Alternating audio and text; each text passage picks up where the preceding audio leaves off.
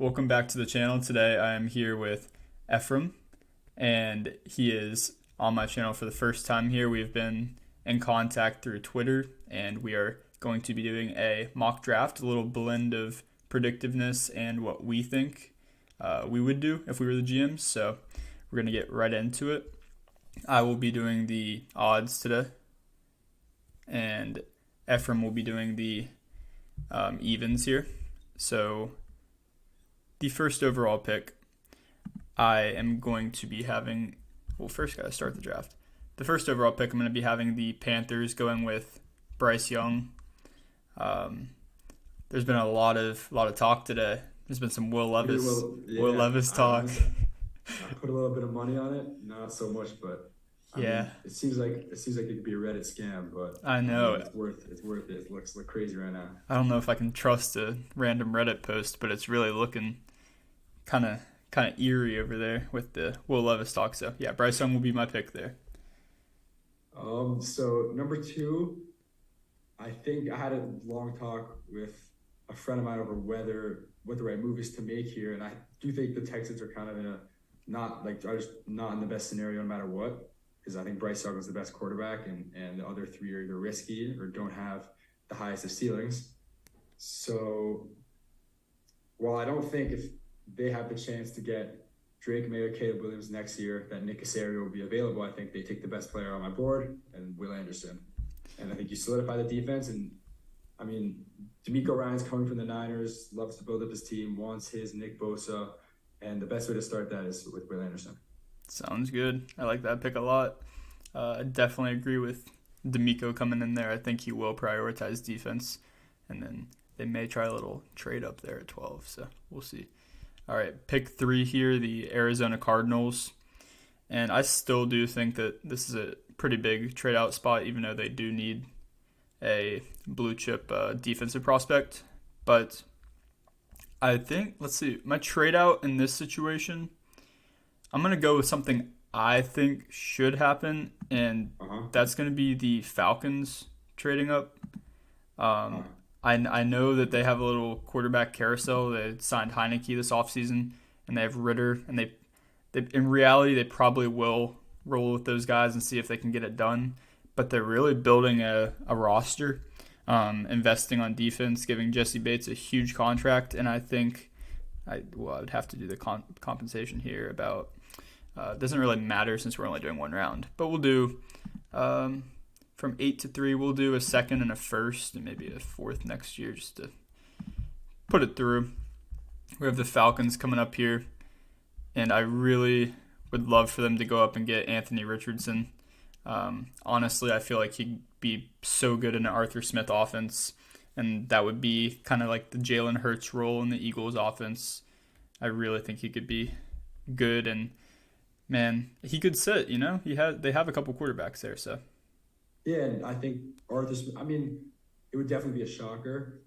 And at 8, I think it's not a great spot for the Falcons because just looking how the draft is likely to fall to them, it's like a lot of the edges that they want are going to be off the board, and you're not really going to take a receiver or running back usually at that position. So to move up to 8 and to put Anthony Richardson behind a guy like Arthur Smith is, if you think Anthony Richardson is the guy and you think that Arthur Smith can develop him and make him one of the best quarterbacks in the NFL, you pull the trigger and you make that trade. And Anthony Richardson is the guy who might fall out of the top 10, but unlikely, but you never know. And the guy who can go as early as 2 or 3. So for sure. Yeah. Then at 4, it has to be a quarterback right now. And I do have CJ Stroud higher, but Agreed. I think that the Colts organization, Jim Irsay, love these big-armed, tall quarterbacks. Or Carson Wentz redo in Will Levis. So I think they're going to take him at pick 4 if they have this opportunity. And if it's the model, I have Will Levis a little bit lower than CJ Stroud, my big board, but it's not that much lower that it's indefensible. And I think they put him behind a questionable O-line this year, where you give him Michael Pittman, Jonathan Taylor, Shane Steichen coming in for the Eagles, and you can kind of hopefully run it back and start building for the future. For sure. Yep. Like that pick a lot. We will be going with Mr. Will Levis. I'm just saying, if Will Levis goes number 1, I will be. I don't think I'm ever making another mock draft if he's first overall in the draft. That would just be. I could not see them giving up that much for to go up and get Will Levis. It almost seems like not necessarily that you could have sat back at what Yeah. 9 and taken him, but man, going to 1 to get him. All right. Yeah, it's like the question is, did they trade up with a player in mind, or did they trade up with the idea that they're going to look at all three or all four quarterbacks and make a decision from there? So, I mean, you never know. I don't think it's happening, but it's a nice thing to think about Yeah. right before draft day. Yeah, a lot of people criticize the fact that I think when they came out in the media, they were really like, we don't necessarily know, which obviously who knows if that's valid or not. If I had to guess, I would say they probably knew, but a lot of people were like, how are you going to trade up and not know who you're going to take? So pretty valid. All right, now at pick 5 here, this one's always kind of tough in my head because the way it falls is usually Jalen Carter and wherever Tyree Wilson is. Where is Tyree Wilson on this? Wow. Just ranked Yeah. 28. That's Yeah. a little wild. But this one's tough because they went out and got Draymond Jones from the Broncos in the offseason, filling a pretty big hole on that D line, but they also need edge help. What do they need more, and does Pete Carroll want to deal with the whole Jalen Carter situation? Is a big question in my mind. I think that Pete Carroll could take on that challenge, It's the same and thing. It's like if anyone could do it, it would be Pete. it's Pete Carroll. It's Pete Like, Carroll all give him day. the odds. I'm gonna go Jalen Carter here at 5. I know Tyree Wilson's looked at very highly, and for a great reason because he's not even fully developed yet. But I am gonna give Pete Carroll the project by like morally almost, not Yeah. necessarily play, but see what he can do with Jalen Carter. Yeah, and number 6, Dan Campbell. So another year, I think, where they take just the top player on the board, Devon Witherspoon. I've been mocking them, Devon Witherspoon, for like a couple weeks now. They traded away Jeff Okuda, but I don't think that's the biggest factor in the pick. But Devon Witherspoon is one of the best players in the draft. End of story. The best film of any corner this year. Has a demeanor that will slide right into a Dan Campbell team. Hard hitter, plays at the whistle. The corner mentality that you just look for every prospect. So, I mean, I just think it's a great pick, and I think they come away from the beginning of this first round with another top-tier talent. For sure, Devin Witherspoon went to a high school that was about 20 minutes from me, and it was actually Really? yeah, he was starting with the two corners in my sophomore year were Martin Emerson, who now starts for the Browns, and Devin Wow. Witherspoon at the same high school, and we're not in a huge area, so it was disgusting. But yeah, I mean, he really does have No one probably ever passed for a single yard on that. never. Our team's not very good, so we struggled. But Witherspoon, like you said, really just the way he plays, man. Like you want that. Dan Campbell would definitely want that. He's got the mentality as well. You know how corners have to have. You got to have a little bit of a chip on your shoulder at all times, and he plays like that every down. So Devin Witherspoon's a great pick there. On to pick 7 here, we have the Raiders. And the Raiders went out and got Jimmy G. They signed him to a 3-year deal, but it's more like a 2-year deal with the way the contract works. They have an out there. Stroud is still here. It would be very tough to see him fall one more. I don't think I'm going to let him fall. I do think they would like Stroud in Las Vegas. And there's a reality where Stroud's, I mean, not necessarily sitting, but Jimmy G's on a, short leash. And if he starts poorly performing, kind of like a Trubisky with Kenny Pickett last year, that Stroud comes in, that would be my probable pick. They have other needs for sure. I like Skoronski here a lot. I also like Gonzalez a ton here because I do need some corner help. But in this mock, I am going to go, instead of a trade out, I am going to go with Stroud here at 7, give them their quarterback of the future. Yeah, I mean, I definitely see that pick. because you're at 7, and if you think CJ Stroud is one of the top quarterbacks and players in the draft, for me, it's like you just traded away or you just gave away Derek Carr, and you kind of wanted to get out of this mediocre range. And I get Jimmy G, but I don't think that's as big of a factor. So to get rid of Derek Carr and to go and take CJ Stroud, who I love, he's my second quarterback in the draft, but I don't think he has the ceiling of a Levis or, I mean, especially Anthony Richardson. Yeah, for So sure. I would be a little surprised. Yeah. Definitely, like if they think CJ Stroud is going to put the same performance on in the regular season like he did against Georgia last year, then you take him top 2. Yeah, Right? for sure. For sure. So, yeah, then we got Atlanta here. Originally, Atlanta, if they were sticking at 3, Oh, just yeah. take the best edge, take the best interior lineman, or defensive lineman, sorry. And now they're sitting at 8. For me, it's between Peter Skoronski and Paris Johnson. Mm-hmm. And I have Peter Skoronski as the best all-around offensive lineman, but Paris Johnson just is the better tackle value. I think they go him, and I think they just line up Paris, like they could line up Paris Johnson on the edge and just have him be their protection for the next like 5 to 10 years, 15 years.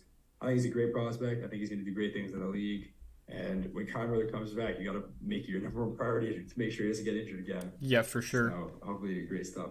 For sure, especially with a smaller stature, even though he is a bit more bulky than someone with his same size like Bryce Young. So, yeah, I definitely like that pick a lot. On to pick 9 now here. We have the Bears. And this one's pretty much teed up for me. I see some stray possibility of a wild card skill position like JSN or I couldn't see Bijan, but this for me is Skoronski. I know he has the shorter arms, but they really need to solidify the other side. And they talk about Braxton Jones, is it? Is there other tackle, I believe, who they picked in the... I don't know. I don't remember what they're doing with Tevin Jenkins. I think they might have moved him inside. Oh, yeah. Yeah, I think they did. But I believe Braxton Jones would be if they did not pick another tackle, he would be starting on the other side. And they didn't invest enough draft capital into him. I think he was a 4th or 5th. So I really think that at this position, I don't know a better... I guess Christian Gonzalez is still here, which is a surprise. But I like Skoronski there for the Bears. Yeah. So, for me, it's between Bijan Robinson and Christian Gonzalez. Bijan Robinson is just that luxury pick. You put him behind that Eagles offensive line with Jalen Hurts. I don't know how you're stopping that offense. But then again, he's a running back. And I do think the Eagles have this sort of team building that's directed many years down the future, which leads me to take Christian Gonzalez. Yeah. It's quite the place. So, yeah, I think they take Christian Gonzalez. And that is just adding to a scary secondary. And I think a lot of their guys are under contract. I mean, their whole team is basically on contract this next year or two. So while their team is stacked, they got to start not really rebuilding, but reassessing who they need to draft in what positions. They love doing that, man. Howie is a genius at hitting a year early on players and keeping enough depth. The same way that if Jason Kelce retired this year, they had Cam Jurgens from last year's draft step right in. They always have their next guy up. Landon Dickerson as well. Could do it in a heartbeat. Exactly. So I think they've been fortunate to be in the position where they're good enough to where they can use these picks to refresh for the coming years, but they hit on them. Like, they really do hit on them. So I like that a lot for sure. That will help. Pick 11 here, the Titans. This one to me seems usually a tackle, and I don't know if I will really stray from that here. We have all of our my four top tier quarterbacks off the board. Hendon Hooker, no, definitely not. So tackle wise, out of these, I really do like Broderick Jones, and I do think he has potential, only being 21. There is upside there, and he has more to show in his game. So he does have a lot of stuff to iron out. I think we talked about his lateral quickness, and that is something that doesn't necessarily just get better with age, which could be a problem. But he is a big boy, and they really like their maulers in the run game in Tennessee if they keep Derrick Henry, which there's all kinds of reports about that too. So I like Broderick Jones there at 11 though. Yeah, I'm definitely lower on Broderick Jones. Yeah. I'm a little more worried about, as you said, lateral flexibility and getting beat across his face. Yep. He does have an unconventional tackle build, which may be an age factor. Mm-hmm. But most people have him as a top 15, even top 10 prospect in this draft, and you get him at 11 at Tennessee. Like it's a good pick. For sure. And then number 12, the Texans. You just took your quarterback of the future. Or no, I didn't take quarterback. I think we did. Must have been Will Anderson. Will Anderson. Yeah, fine. So you did take Will Anderson. Yep. Either way, you need to have some sort of offense this year. Who you're throwing out, I couldn't who the receiver. They have the receiver from Michigan, forgetting his name, big. Nico Collins. Nico Collins. They have John Mechie.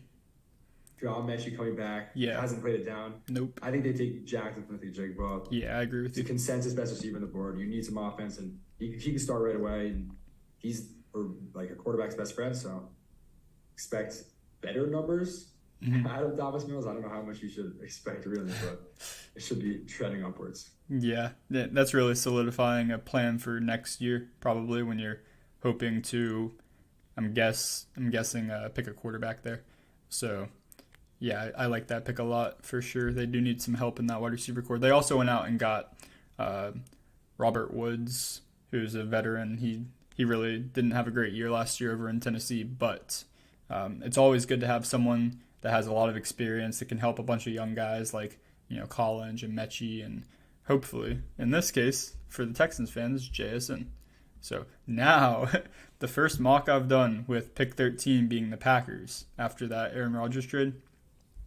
And it's pretty interesting because I know it's not significant movement from 15 to 13, but with the teams around them, a bunch of tackle needy teams, corner needy teams, like the couple pick jump is nice getting above the Patriots here.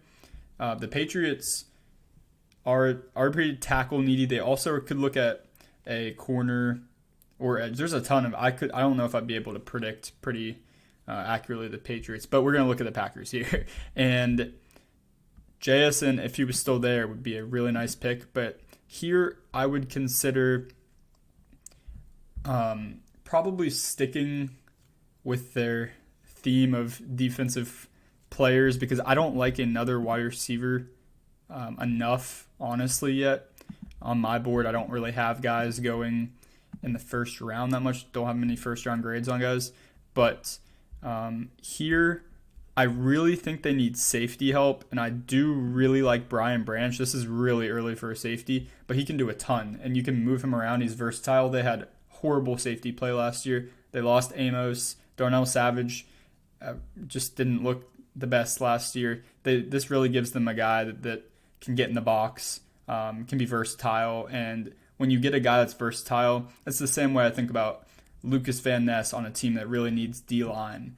He can be positioned anywhere to start out, so it gives you a lot of flexibility, especially early in their career. So I like Brian Branch a lot there. You stole my pick. I had Brian Branch going to the Patriots, and I love that fit. Yeah. Moving around the field. Same reason why you took him for the Packers. Yeah. And what edges are still available on the board? Yeah, here you go. I'm thinking, okay, so Tyree Wilson is still here. I guess, yeah, so that's for me, that's like a no-brainer. I was making sure because I was remembering Tyree Wilson wasn't taken yet. That's crazy. I'm just saying, I think there's a lot of smoke around Tyree Wilson going 3 or even 2. Mm-hmm. I don't think he's going to make it this far, but I think his tape is getting a little gassed up right now. Mm-hmm. I think this is a great pick. Take him for 14 at the Patriots, lock him in. Him, Bill Belichick. Like, if they get him at 14, the Patriots fans will go nuts. Yeah. But I think the top 5 hype is a little too much for me on Tyree Wilson, and I think this is more the range of where he should go, but I think he will go a little bit higher. Yeah, and I think I agree with you because for one, a lot of people compare him to Trayvon Walker from last year just with the absurd length and the metrics on him. And I'm not writing off Trayvon Walker already because everyone knew he would be a project coming into the league. 100%, yeah. But I do think that people may look at that pick and be like, ooh, like let's be a little bit more cautious about taking the straight projections guy that hasn't really shown us that he has all the technicalities yet.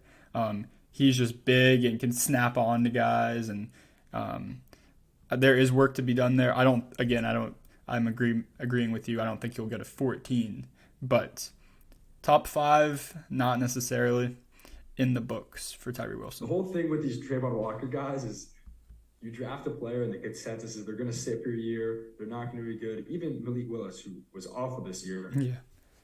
The Titans took him and the consensus was he's not going to play. He shouldn't be doing anything. And if he plays, he's going to be horrendous. And then he plays and he's horrendous, and Trayvon Walker plays and he was not too bad, but he wasn't anywhere near the number 1 pick. Yeah. And then everyone's going crazy on all these picks are terrible. Yeah, which is, it's silly. As expected, right? It's silly, It's silly. The whole Malik Willis thing, he should have never touched the field this year. And that was known, like you said, prior to the draft. So I don't get how that changes, People forget, I guess. But we are here with pick 15, now the Jets. It's going to take a little bit to get used to. And the draft's in 2 days, so... The Jets are for me, they want to keep swinging on tackle to get that O-line right. But with the tackles here, there's still some good ones. I'm a lot lower on Anton Harrison than I was earlier in the draft process. So Darnell Wright also going this early doesn't really make me too excited. But for the Jets, I struggle because I think that they could possibly add depth to their edge rushers, but last year they went and took Jermaine Johnson out of FSU in the first, and they still, I forget, they had a rotational guy, I think, that they let walk. I'm not sure. But also, if I had to pick a sleeper pick here for the Jets, it would be Kalijah Kancey, because they let Sheldon Rankins walk over to the Texans, and Big Quinnen Williams. I think Kalijah Kancey's perfect scenario is having a huge run stopper of a D tackle that he can just work his pass rush moves off of. So if I had to pick some surprise pick for the Jets, it would be Kalijah Kancey. Here I am going to sit and take tackle, and I do think, even though I'm not as high on him, predictive wise, I think if Anton Harrison's here, I think that Anton Harrison would be a pick for them. I think they will keep swinging unless they're all off the board. So, I totally love that pick. Yeah, Anton Harrison is one of my guys in the draft. Really? Top 3 pass protector. I mean, he's my number 3 tackle. Yeah, and I'm much lower on Darnell Wright, the consensus. Mm-hmm. I think he's great. He's one of those Charles Cross prospects where he's not the craziest athlete, and he's not one of those flashy, pancakey run blockers. Yep. But you put him, protect Aaron Rodgers. No one knows what the situation with Mekhi Becton is. You slide him in. He could be a starting quality left tackle this year, and he's your guy. Yep. And then at number 16, this is another often mocked pick to the Commanders, cornerback Joey Porter from Penn State. There you go. I think the Commanders definitely need corner. They have a lot of needs on both sides of the ball at this point after a disappointing season. I think Joey Porter is my clear number 3 corner in the draft. Put him in a press man system, let him jam the receivers with his 34-inch arms, and he will wreak havoc immediately. Yeah. I think he, in a different class without Gonzalez and Witherspoon, I think he will get more hype. And then with a guy like Deonte Banks who's testing well, it seems like Joey Porter's name hasn't been mentioned as much, but I would be practically not surprised at all if he goes to number 16 at the Commanders, and that's the pick I expect. Yeah, I completely agree. I think I can so see the Pittsburgh fans like myself, but I'm not big on Joey Porter as much. But I can see the Commanders swooping him 1 pick ahead of the Steelers, and that being the whole thing on draft night is, oh, they took him from the Steelers. I can so see that. So now we're here with my Steelers at 17, and this to me, he's right in my field of vision. It has to be, because Deonte Banks I do like a lot, and I like how he tested. I like a lot of things about Deonte Banks, but I don't like them more than I like the film. I know you can't take a sample size from one game, and obviously my evaluation of Darnell Wright was more than his matchup against Will Anderson. But that's it's a pretty good tape to have when he was very, very locked down against Will Anderson. And for me, I just want Dan Moore out of Pittsburgh so badly on the other side of our line. It was said that, well, there was rumors that Canada was having to scheme plays away from Dan Moore because he was that much of a liability on the line. And I want that gone immediately more than I want the deep corner class that we could take at 32. So I'm going to go Darnell Wright here for sure. I'm so good with that pick. Great pick. Yeah. Great pick. Okay, so lines at 18. At 6, it was Devon Witherspoon. And then I think I'm going to spice it up a little bit. A player who I think is definitely worth the pick, but is not mocked here often. Brian Brzee. Ooh. Clemson. Ooh, I like that a lot. Big on Brian Brzee. I like that a lot. Top 10 player in the class. I have him ahead of both Mozzie Smith and Clyde Chikansey as opposed to PFF. Love the pick. He is a high character guy. I don't know what's been really going on with him at Clemson. He had some unfortunate off the field issues. Yeah. And totally out of his control. And Clemson just has not seemed to be able to develop any of its defensive line players whatsoever. So no. Put him with Dan Campbell on that defense, and I think it's a great pick. Yeah, and I think Dan Campbell will love who he is on the field and off the field, for sure. Pick 19 here, the Buccaneers. Now, this one to me has become a little bit more clear than it was. This one was very tough because they do have a ton of needs, including O-line. But I think this is where we could see Bijan Robinson off the board due to their horrible run game last year. It really, really was so not good. Leonard Fournette, just older age. Rachaad White, that isn't really his game, is just, rushing between the tackles.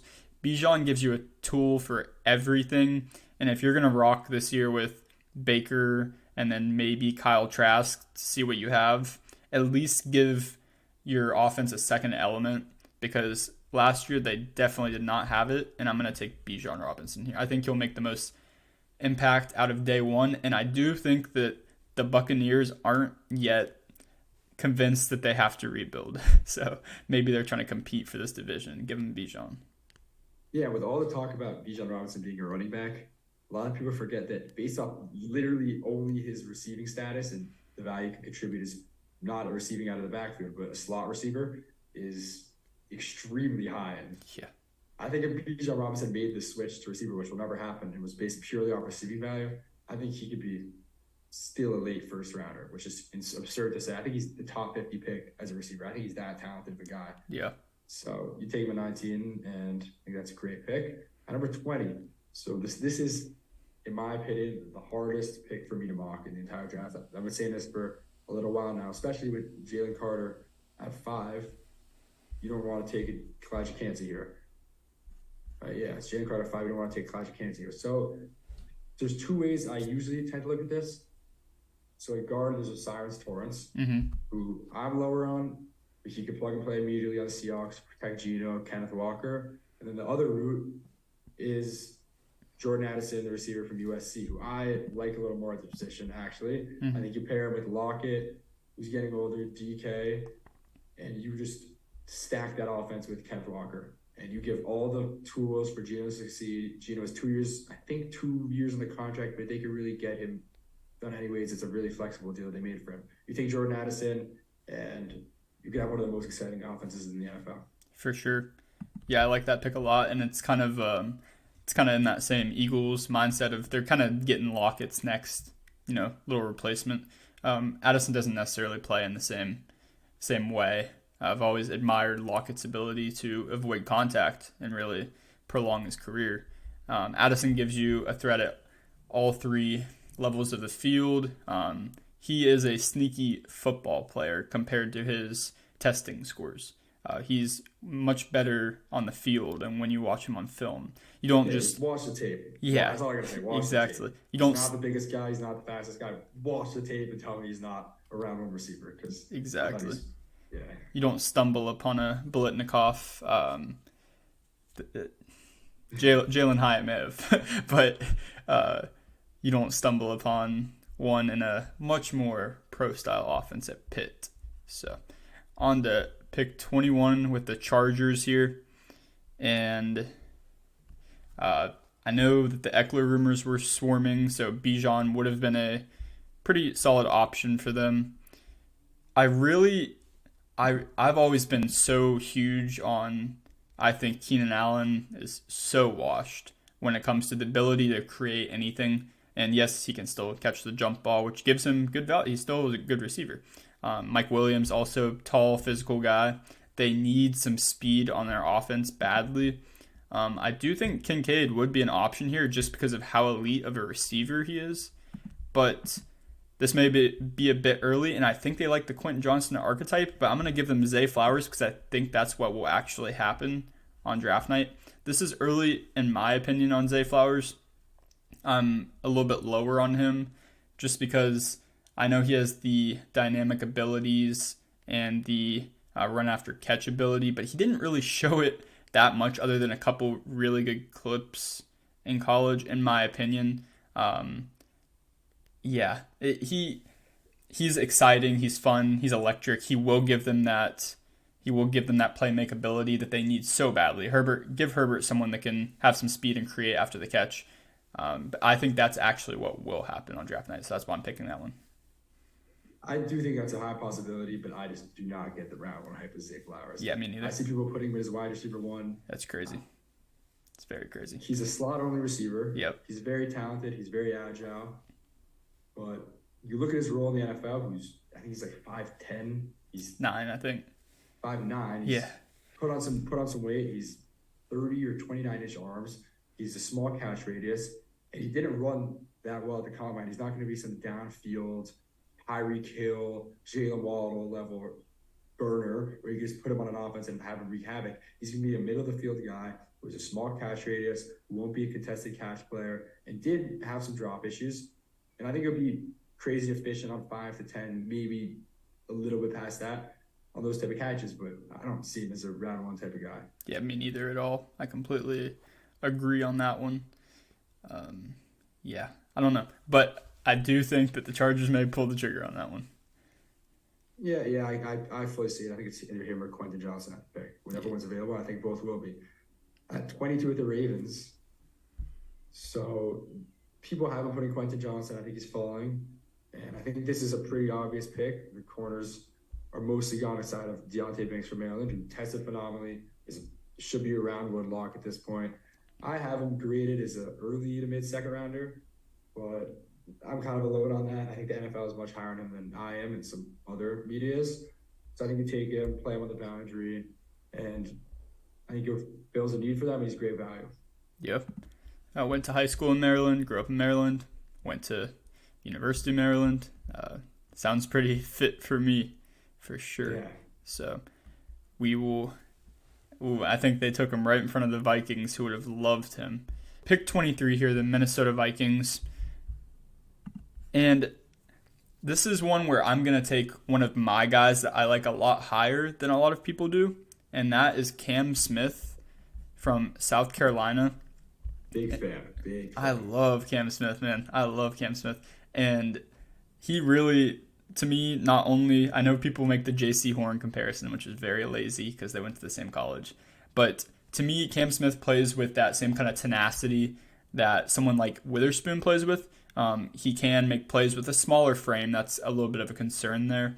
But he has the corner mentality, which is very underrated as a trait. I know a mentality doesn't make you a good player, but not only can he go try to help in the run game and make hard tackles, but he is someone you want on your team, and he has the ego of a corner, which you see pop up a lot. I'm a big Cam Smith fan, and I do think that there will be a corner, one of the corners that's more viewed as a second tier kind of guy, being Cam Smith, Tyreek Stevenson, even Ringo Brents. Those are kind of, I would say, like my tier 2 guys. Forbes would be in that too, just due to his size, that will sneak into the kind of that mid to late first round. Someone will reach on one, I believe. So Cam Smith is the one there at 23.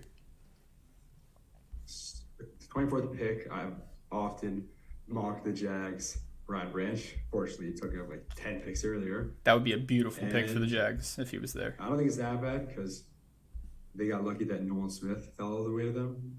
And they took Trayvon Walker last year, but Nolan Smith's a much more versatile player. You could play 3-4 linebacker for them, off ball, put him at the line. And I just think it's too good of a value to pass up. I don't think Nolan Smith's going to fall to 24, but I think this is his floor in terms of the Jaguars drafting the best player on the board.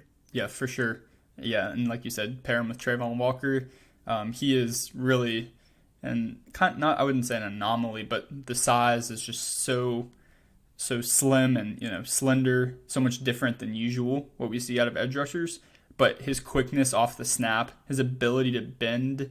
I mean, I've seen a few clips between a tackle and a guard where his first step, his feet are so quick that he can kind of contort and get between there.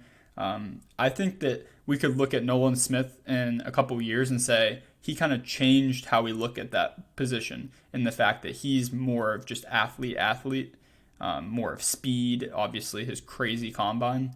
But I think Nolan Smith could really, really change how we look at that edge rusher position, potentially. Or he could be the guy that's like, oh, we're not picking smaller, quicker edge rushers. He couldn't last against tackles. So we will see. But I like that pick a lot for sure. The dual Georgia edge rusher combo is cool. Pick 25 here, the Giants. This is a highly debated pick. Very highly, because a lot of people, it seems like there's two teams on this pick. It seems like there's team wide receiver and there's team corner due to their lack of really corner two presence in that room. I know they drafted Cordell Flott last year out of LSU. Good pick. Still has potential. I'm not quick to write anyone off after 1 year, especially when they haven't shown horrible performances. Yeah, you're also not, if you have a corner at 25, you're not passing him up because of Cordell Flott. Exactly. For sure. My thing is, I do like the wide receivers on the board here for pick 25, but I'm not as high, and I do think that they signed enough guys. I know they have Hodgins still. I know they re-signed Sterling Shepard. They brought in Crowder from the Bills, I believe. They brought in Darren Waller as a receiving option. Quentin Johnston, I might be talking myself back into this though, because Quentin Johnston is here and he does give them some dynamic ability after the catch there. But with the corners here, this one is going to be tough. This one's going to be tough, not going to lie to you. I honestly am going to, I think that corner value is there down the board just for me to have one where I'm not going to be set on one. I'm going Quentin Johnston here to give them another tool in the passing game, allow them to let some guys walk that are on 1 year deals this year, and give some youth to that wide receiver room. That's not usually what I do. I usually am team corner, but Quentin Johnston there will be my pick. So I know I'm not very big on him either. No, I actually think Quentin Johnston's the pick here. I'm talking about the Cowboys at 26. Gotcha. Predictive mock, Michael Mayer, pencil him in. Yeah. This is where I go a little spicy. Yeah. And switch it up. I was thinking maybe they draft Kancey or Lucas Van Ness and add to the D-line. Mm-hmm. But I'm going to go one of my guys. I'm hiring him the most. Is an immediate contributor. You plug him next to Micah Parsons on the linebacker core, one of the best testers in the class. I think you take Jack Campbell at 26. I love him. I'm a big fan. I think he's going to be a heck of a player. My biggest concern in him on tape was athleticism. I said he does. He's the best runner fighter in the draft, no question asked. Yep. He has instincts in the pass. He's an instinctual pass coverage linebacker, but he's not the greatest linebacker in terms of athleticism. He's not going to be roaming the field as much as he came and showed and blew up the combine. So that for me pushed him into that round one conversation. For sure. He seems like a cowboy to me. It really does. But yeah, I do like that a lot. He has been one of those climbers, like you said, because his concerns were the athleticism, and then he said, hey, I'm athletic, and it's like, uh-oh, here we are. So yeah, I like that a lot. On to the Bills pick at 27. This one could be linebacker to replace Tremaine Edmonds, but the one How list. far will Lucas Van Ness fall is the question. Yeah. Um, I'm trying to figure it out right now because I mean I think if you don't take him, maybe 29 to the Saints. 29 to the Saints seems like that's usually my Miles Murphy range. But Yeah, yeah, Sam. yeah, Van Ness, I think it can't be. Yeah, I can see Van Ness falling, maybe not this far, but it's really on team needs. Like usually it goes, and I don't see many teams through the. If he does fall, let's say to 19, I don't see any of these teams really. I mean, the Jags possibly, even maybe the Giants, but I don't really I see. was thinking about him for the Cowboys, but I don't think Yeah, they're doing that. but they need more Uh, D tackle. But so here for the Bills, I know it's not a position of need as much, or a valued position, I would say, especially in the first round. But I am going to go Osiris Torrance here and help them protect Josh Allen. They do have a need at guard. And Torrance is a good guard, played very well, held his own against Jalen Carter, which is really saying something. I kind of am a bit lower. I wouldn't necessarily say Torrance is my interior offensive line one. I would say that would be more of John Michael Schmitz. But for guard, which is a need for the Bills for sure, and Josh Allen has admitted himself that he takes too many hits and it's not a sustainable thing. Uh, Give him Torrance, solidify that position there. so with the Bengals on the board, I'll be taking my guy, the sixth offensive lineman who can catch passes in the form of Darnell Oh, Washington. Darnell Washington, I hear you. I hear you. Yeah, no, I like that a So lot. I usually take Anton Harrison for this pick. Mhm. He's there, and he awfully went on the board. I was thinking DeJuan Jones. I just can't pass up Darnell Washington. I love him. I have him as going right in this range. He Yeah, could be a red zone threat early on, and you want a guy who can also protect your star quarterback Joe Burrow. There's no one's going to do that better at the tight end spot than Darnell Washington, and I think he could step in and be a game changer as a blocker. And then over time, you develop his receiving skills. He's a little clunky, so I don't think he's ever going to be this explosive, consistent pass catcher. But his blocking potential and his blocking strengths are too much to pass up. And I would love this pick. I think either go Anton Harrison if he's off the board, DeJuan Jones, or Darnell Washington right here. for sure. Yeah, I agree with that, and I think that would be a really scary offense. And like you said, his if he for some reason is just not good in the pass game, which he won't be, he'll provide some value. He's going to be a good blocker, like that, and he's going to be someone you can move around on the O line on run plays. You can scheme him to make blocks with his huge frame. He's going to be a tool on your offense no matter what. Like Yeah, with tight ends, it's very easy to take these tight ends in the first round who are pro ready and will contribute immediately. But a lot of them often end up in this average to above average mush of tight ends in the NFL where they're pretty much replaceable or a little better than replacement. And if you want to take a tight end in the first round, you need to have some special trait, some insane receiving trait, some athletic trait. And in Darnell Washington's profile, some insane blocking trait. So you could bank on that and say, we want him as a sixth offensive lineman on our team who could also catch passes and catch touchdowns in that zone. So for sure. Yeah, it gives them another red zone threat there, like you said, which is a big deal, especially when so much focus will be on Jamar Chase and T. Higgins. I mean, get a big guy running through the middle. That's scary. All right, pick 29 here, the New Orleans Saints. This one, this one's one of those that I could see Kalijah Kancey going here. I could see them really wanting some pass rush up the middle. Miles Murphy is also one that seems like it could be a possibility. Dalton Kincaid even. It could be a tight end as well. I don't necessarily think it will be in the first, again, because I think they need much more and they still have some depth there at tight end. So this one will be Miles Murphy for me. I think that Miles Murphy has a lot to work on. He plays up the field a ton and kind of gets pushed out of the play. But I do think that if you give Miles Murphy some time, he could be a good player, and I have been low on him just for the fact that I see him out of so many plays. But like you said, what's up with the Clemson defensive line? I mean, all these guys come in as 5 stars.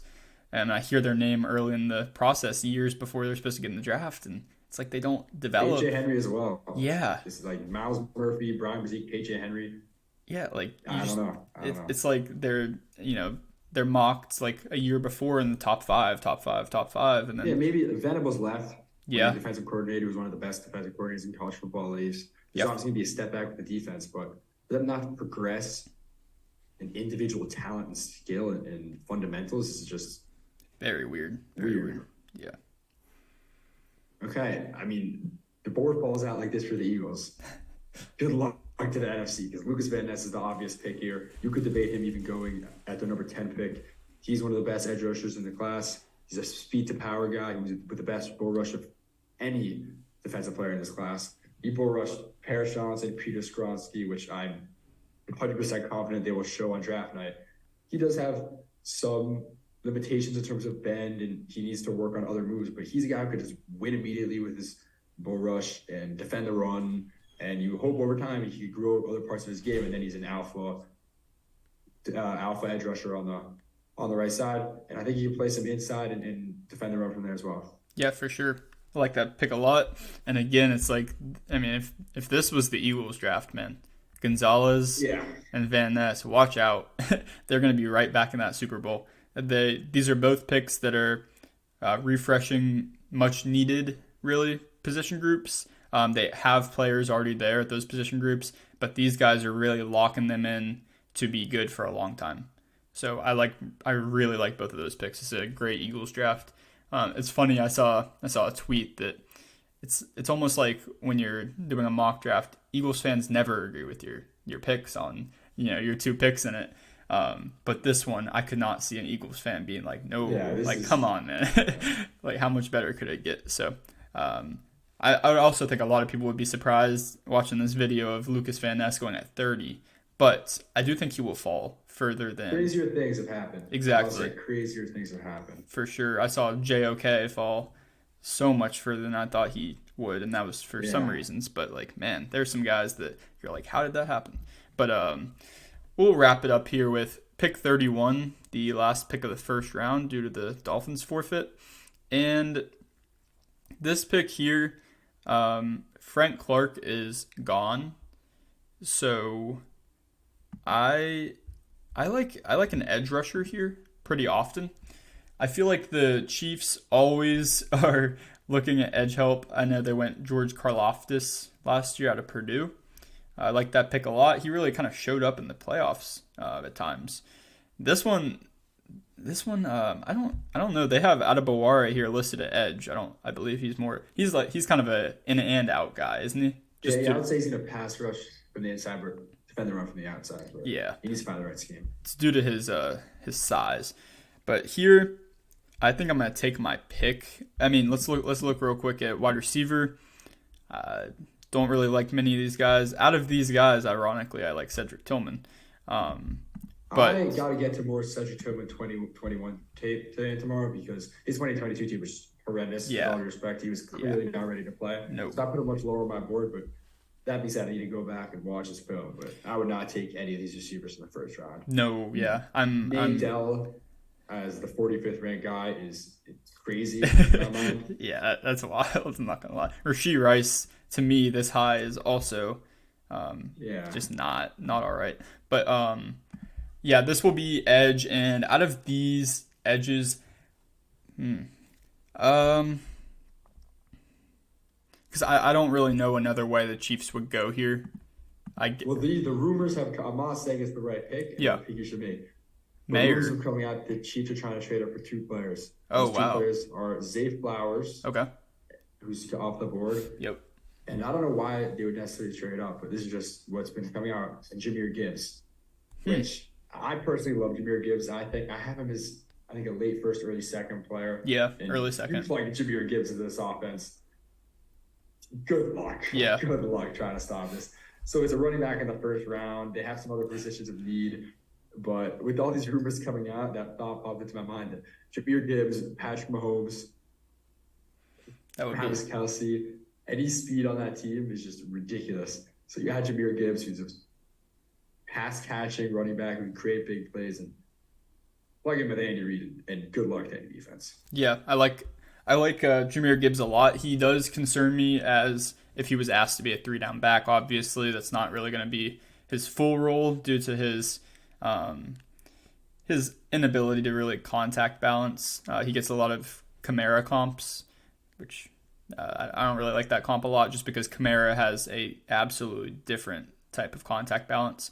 But I do like Gibbs a lot, and for the sake of let's do it, man. Let's take Jahmyr Gibbs here. I do like the idea that his Jahmyr Gibbs' ability to get around the edge and turn on a different mode Crazy. it looks like he's in a video game. It's ridiculous. And I love watching his little stutter step into a absolute burst around the edge. We'll take Jahmyr Gibbs here.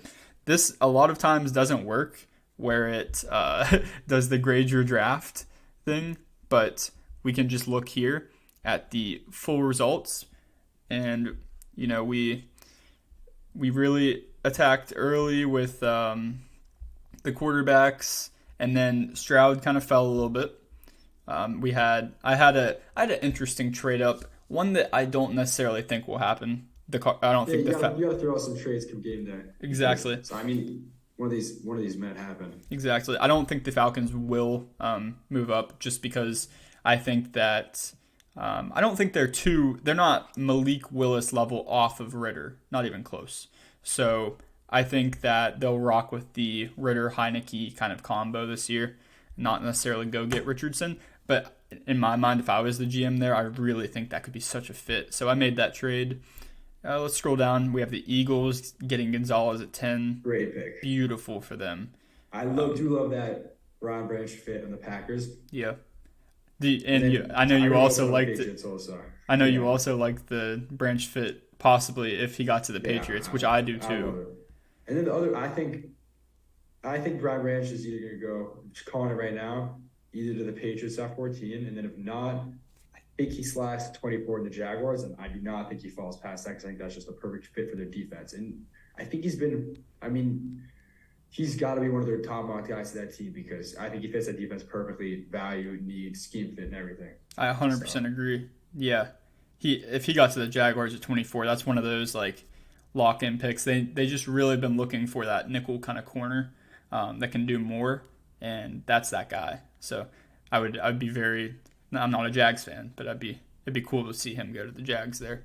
Other interesting picks here. I love Darnell Washington to the Bengals. I like that pick a ton. I think, again, you said not only are you getting a tight end, which they need with Hayden Hurst going over to Carolina in free agency, but you at the least you get a huge extra blocker that you've been struggling to protect Burrow, even with all of these attempted line upgrades.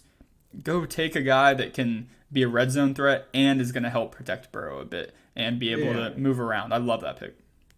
Yeah, I'm trying to say, like, the guys who fell out of the first round, Dalton Kincaid and Michael Mayer. I think Michael Mayer will go, and I think he'll go number 26 to the Dallas Cowboys, just what I'm sensing right now. Yeah. Dalton Kincaid can go anywhere. I'm much lower on Dalton Kincaid personally. I have him as a day two type of guy. That's just me personally. Mm-hmm. I do think he'll go in the first round.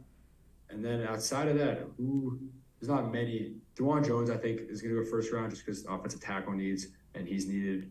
There could be another corner going. I don't think Emmanuel Forbes would, but DJ Turner might sneak in. Yeah, just possibly. Because of his combine testing. Possibly. Edge rushers. I don't really know that we really left any edge rushers. I first said Will McDonald to the Kansas City Chiefs. Yeah. But I think at the end of the first round, it's more pick your poison, which kind of player you want. We see like the last 5 to 6 picks always bananas. Like teams are taking random players out of nowhere. For sure. Jordan Brooks. Yeah, that was a pick. Joe Tryon, I had no idea where that came from. So you take a lot of just players you think fit your scheme, and it turns out, well, you get Lamar Jackson, I guess, but it's interesting to spice it up at the end of the first round and get some new names out here. Exactly, because it could so totally happen on draft night. And I believe I'm really trying to sit like right now and think in my process about who are going to be those guys that were like, who's going to be the Cole Strange that is a certified, like everyone grades him, middle day 2 around. And he's just, I believe, pick 26, 23 maybe. I don't remember, somewhere around that range. Yeah. Or 24, I believe. Cody Mock, you heard it here first. You think? If you want to, I'm not calling it, but I'm saying. Yeah. My call, a crazy pick, Trenton Simpson in the first round. I don't think he's anywhere near that. I could just see people falling in love with that athleticism. Yep. Cody Speed. Mock would just be a crazy pick.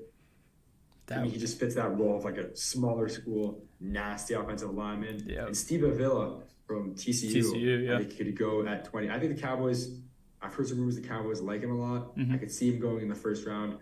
These interior linemen are just plug and play at the end of the first round. And when you have these contending teams, they see a player, they can start immediately, get the value, and they jump at that, even though I don't think any of those players are worth a first round pick. Yeah, for sure. I agree with you. If they think that they are a good guard away from having a solid O-line, and that's going to protect their franchise guy, especially when, let's say, like even the Bills picking Avila at 27. If they have him graded early second round, they're going to go take their guy at 27. There's no reason to let him sit there and possibly get picked by another team. They're going to take the, exactly like you said, plug and play guy that's going to contribute day one. And that's not a lazy thing. That's just a good investment because you know that guy has a role immediately. So I definitely agree with you. I liked our picks in this. And we got Broderick Jones here at 11. I like this a lot. We combined a lot of projections with what we would do, some interesting things at the end, and overall pretty good mock draft. I appreciate you coming on today. This was our first time talking. Took a little bit to set up, but your Twitter is at Mr. Irrelevant with a 1 for the I. So everyone make sure to go give him a follow. He made a great draft guide on Substack that I highly recommend. Read through a lot of it. Great time talking with you today. And I am looking forward to doing some more, collaborative content and stuff. Would be very fun. So everyone make sure at Mr. Irrelevant with a 1 would be a great follow, and he has great coverage of the draft and everything else NFL. So thank you so much for joining me today. Anything you'd want to say before you leave? 2 days towards the draft, so yeah, let's go. Get ready. It's going to be a fun night. A lot of excitement in this one. A lot of unknown names that should be in there at the first, and it's been an honor talking with you. It's great. Hopefully we do this again sometime soon. Yes, sir. Thank you so much. I appreciate you.